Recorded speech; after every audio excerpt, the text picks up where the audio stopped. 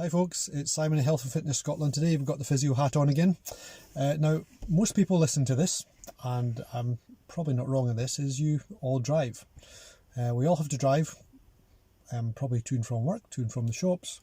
Some people live in the country, they have to travel to town, and more people working from home these days indeed, but we still have to drive at some point. Now, one of the common things I found with people who have particularly chronic back pain is they find driving a bit of an issue. And the main reason for that is it doesn't matter how good the lumbar support is in your seat in your car. Majority of them are just not good enough. They're not strong enough, they're not firm enough. And with the best will in the world, as you're driving along and you're concentrating on what you're doing, concentrating on what you're seeing and the traffic, the people, etc., you're not really thinking about your body until it becomes uncomfortable. For some people that can be after a few moments, some people it can be after 2-3 hours of driving. The problem is that your back just gets used to where you're being and you steadily slump down into the seat. And if the lumbar part of the back, that arch in the lower part of the back above the pelvis, doesn't have enough support, it slowly flexes and flexes and flexes. And as you're sitting, the spine gets compressed. The muscles start to push out the way and get stretched and stressed, and they just don't like it. Now, if you're driving for 2-3 hours, you know you get out the car and you're quite stiff. Now, there are 2 or 3 things, quite simple things you can do, just to reduce the chance of getting a bad back when you're driving, and reduce the chance of making the back that you do have worse than it already is. Apart from the obvious things like exercise, etc., that take you out with the car, what can you do within the car to actually make the journey more comfortable? So, first thing would be this here, headrest. If your car has a headrest that adjusts, get it pulled forward far enough so it's touching the back of your head. Now, you don't have to ram your head back against it, that's going to cause you as many problems as it's going to sort, but you just need to have it touching the back of your head, and that's called a proprioceptive response, whereas you're just aware of the touch, you're just aware of the feeling of the headrest touching the back of your head. What that does, it just keeps your head up above your shoulders.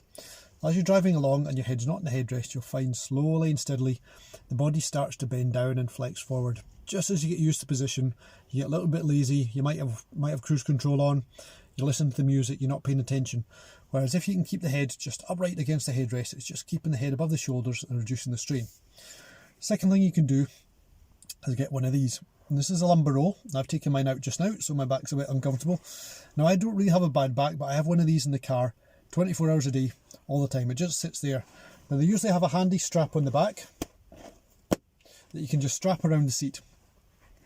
I find it sits in the wrong position on the chair or the seat if I do that, so I just have it sitting there against the seat. I jump in, I reach my hand behind, and I just hook it up into the lower part of my back, just where that arch is. This one's made of memory foam. There's many different types out there. I've always found the one that's a complete circle just a bit too much. So the main thing to keep in mind here is that everybody's back is different. Your back is not the same as anybody else's back. Some people have long backs and short legs. Some people have short legs and long backs, and short backs and long legs and long backs, and etc, etc. We're all different, so you need to find what works for you. One of the best ways of doing that is to get a hand towel, roll it up in a sausage, stick it in your back in the car. Increase and expand and decrease, the size, the diameter of the roll until you find the one that works for you, the one that's most comfortable. That's the size, that's the diameter of lumbar roll that you want to get. I've always found the D shape's more comfortable. In the cold weather, the memory foam can feel like a bit like concrete to start with until your body warms up and then it forms down. Middle of summer like this, you ease straight into it, and it maintains that arch in your lower back. So if you combine those 2 things, your head against the headrest, the lumbar roll in your lower back, it's just going to encourage your body to have that nice S-shaped curve that it should have to maintain the position of the vertebrae and all the muscles in the right position. Third thing you can do is really simple. Just have more breaks. If you've got an 8-hour drive, don't drive for 8 hours. I mean, who can drive for 8 hours and needn't stop for the toilet or food anyway? Just every hour or so, have 5 minutes. Get out the car, walk around, stretch, ease the body off, just change the position. That's the key, just changing the position. Get back in, drive on for another hour, and you just repeat that every hour, and it just allows your body to get out of that flex, contracted, squash position.